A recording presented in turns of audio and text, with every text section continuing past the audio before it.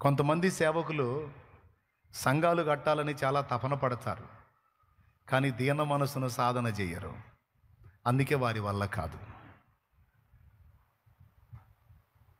కొంతమంది చర్చికి వచ్చేవాళ్ళు యేసుక్రీస్తు రాజ్యంలోకి చేరాలనుకుంటారు, కానీ దీన మనసు కలిగి తమ పాపాలు ఒప్పుకొని బాప్తీసం పొందరు.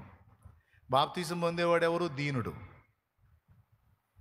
అయ్యా, నన్ను నేను రక్షించుకోలేనయ్యా, ఏసయ్యా నేను నీ రెక్కల నీడకు వస్తున్నాను, నన్ను నీ రక్తంతో కడుగయ్యా, నా పాపాలన్నీ కడుగయ్యా, నువ్వు రక్షించకపోతే నాకు దిక్కు లేదయ్యా అన్న దీనులకే రక్షణ.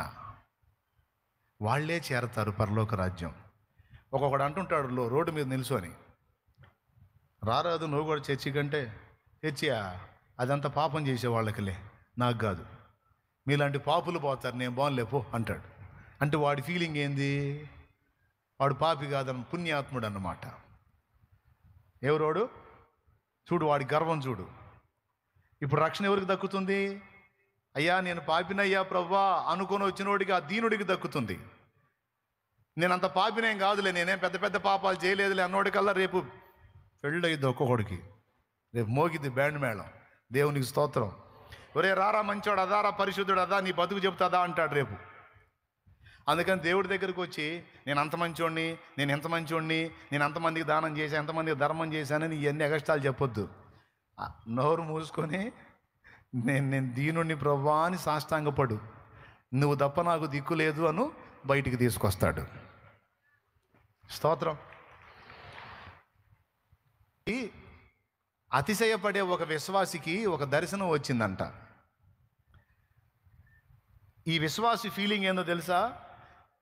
ఆడు చేసే మంచి పనులన్నీ తెగమెచ్చుకుంటుంటాడు. నేను ఎంత మంచివాడిని, నేను అంత మంచివాడిని, నేను ఎంతమందికి చేశాను, అంతమందికి చేశాను, ఓ తెగమెచ్చుకుంటుంటాడు. వాని నీతి క్రియల మీద వాడికి బాగా కాన్ఫిడెన్స్. ఓ రోజు నిద్రపోతున్నాడు, ఒక దర్శనం వచ్చింది. చెప్పమంటారా, ప్రార్థన చేయమంటారా? ఎయిత్ బాగా ఇంట్రెస్ట్గా వింటారు. దర్శనం వచ్చింది. ఆ దర్శనంలో పరలోకపు ద్వారం కనపడుతుంది. పరలోకపు ద్వారం. ఆ ద్వారం ముందు ఒక దేవదూత కూర్చొని ఉన్నాడు. ఆయన ముందు ఒక పుస్తకం తెరిచింది, ఆయన చేతిలో ఒక కలం ఉంది.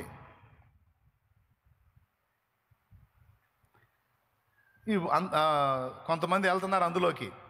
మనోడు వంతు వచ్చింది, మనోడు కూడా పోవాలి లోపలికి. చెప్పు, ఏం చెప్పాలనుకుంటున్నావు అన్నాడు దూత. నా నీతి క్రియలు అన్నాడు వీడు, సహోదరుడు. నా నీతి క్రియలు అన్నాడు. సరే చెప్పు, 100 మార్కులు రావాలి. నువ్వేమేమి మంచి పనులు చేసావో, ఏమేమి నీతి క్రియలు చేసావో, నీ మంచి కార్యాలన్నీ చెప్పు, నేను మార్కులు వేస్తూ ఉంటా. 100 పూర్తయితే నీకు ఆ ద్వారం తెరుచుకుంటుంది. 100 పూర్తయితే ద్వారం తెరుచుకుంటుంది, లేదా తెరుచుకోదు అన్నాడు. వీడి ఫీలింగ్ ఎందుకో, బోల్డ్ అని చేశాక మంచి పనులని, నేను అనాథలకు సాయం చేశాను అన్నాడు. ఎన్నిసార్లు చేసి ఉంటావు? దాదాపు చాలాసార్లు చేశాను. సుమారు ఇన్నిసార్లు చేశా. 5 అన్నాడు. 5 మార్కులు. నేను బీదలకి చేయి చాపి సహాయం చేశాను. సహాయాలు 5. 10.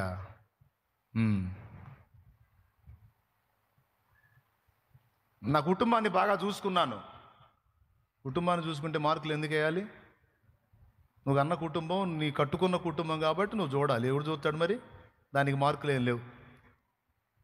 అదేంటి, ఫ్యామిలీని చూసుకున్నాగా. నీ ఫ్యామిలీని చూసుకున్నావా, నీ పిల్లల్ని, నీ భార్యని, కుటుంబాన్ని, దానికే మార్కులు ఉండవా? ఏం ఉండవు.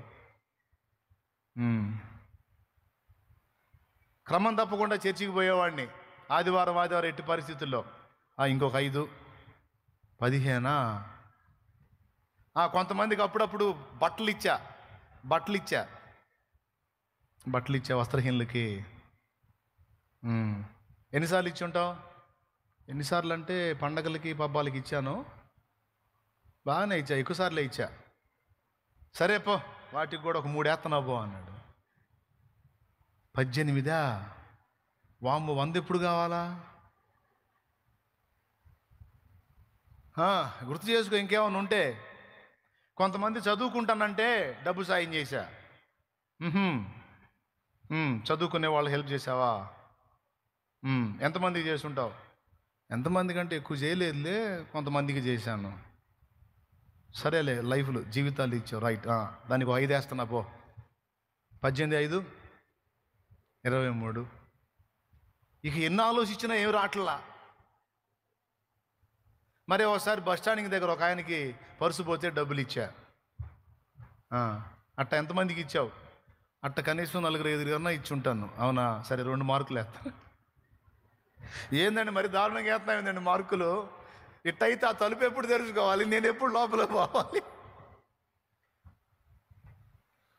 మరి నువ్వు చేసిన దాన్ని వెయిట్ని బట్టి ఇక్కడ ఉంటుంది మార్కు. చెప్పు. 20 ఎన్ని వచ్చినాయి మొత్తం? 25 వచ్చినాయి. అమ్మో, ఇంకా 75 రావాలిగా. చేసినేను అయిపోయినాయిగా. అయ్యా, ఇవన్నీ కాదు కానీ నీకు దండం పెడతా. ఇప్పుడు గుర్తొచ్చింది మా శాలెమ్మన్న చెప్పిన మాట. ఆయనకి తన దైవజనుడు చెప్పిన మాట గుర్తొచ్చింది. ఇవన్నీ ఎన్ని చెప్పినా మన నీతి క్రియలన్నీ అక్కడ మురికి గుడ్డలు. కృపా కృపా అనే మాట గుర్తొచ్చింది. అయ్యా, నా నీతి క్రియలు ఇవన్నీ కాదు, వాటిని బట్టి నేనేదో అనుకున్నాను కానీ అవన్నీ కాదు, కానీ యేసయ్య కృపయే నాకు దిక్కయ్యా అన్నాడు. నా నీతి క్రియలతో నేను ఆయన ముందు ఫిట్ అవ్వాలంటే కాదు, అన్ఫిట్ అవుతాను. ఇక నాకు ఏదన్నా నేను పరలోకం చేరాలంటే ఆయన కృపేనయ్యా, ఆయన రక్తమే అన్నాడు. ఈ మాట ఇతనితో అంటున్నాడు. దూతతో దన్మని డోర్ ఓపెన్ అయిపోయింది. కళ్ళుని తెరుచుకుంది తలుపు. యేసయ్య కృపే, నాదేమీ లేదని ఎప్పుడైతే దీన మనసు కలిగి అన్నాడో అప్పుడు ద్వారం ఓపెన్ అయిపోయింది. ఇక రమ్మని. అప్పుడు దూత అన్నాడు, దేబ్రే ముఖం వేసుకొని సుత్తి అంతా చెబుతున్నావు, ఇవన్నీ చలామణి అవుతాయి అనుకుంటున్నావా? ఇవన్నీ ఈ మొక్క ముందు చెప్పాలా? నీ అహంకారం, నేను అంత మంచోడిని ఇంత మంచోడిని, నీ మంచి పనులన్నీ మురికి గుడ్డలు ఈ జల్లవేడ. వస్తే గీస్తే వాటికి కొంచెం బహుమానాలు వస్తాయి, కానీ నువ్వు పరలోక రాజ్యంలో అడుగు పెట్టాలంటే ఆయన కృప కావాలరా పిచ్చోడపో అన్నాడు.